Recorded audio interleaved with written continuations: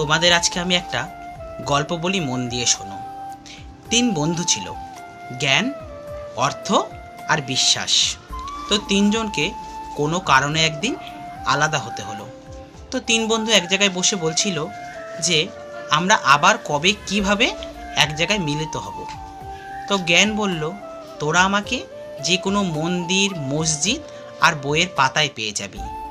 তো অর্থ বলল, তোরা আমাকে যে কোনো বড়লোক বাড়িতে খুঁজলেই পেয়ে যাবি। কিন্তু বিশ্বাস কোনো কথা বলছিল না। বিশ্বাস তো দুজনার কথা মন দিয়ে শুনছিল। তখন তারা বিশ্বাসকে বলল, তুই কিছু বলছিস না? তখন বিশ্বাস বলল, শোন, আমি যদি একবার চলে যাই তাহলে আমাকে আর সহজে তোরা ফিরে পাবি না।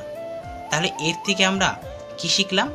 যে তোমরা জ্ঞান আর অর্থ এই দুটো তো উপার্জন করতে পারবেই, কিন্তু বিশ্বাস সে যদি একবার চলে যায় তাকে আর সহজে অর্জন করতে পারবে না।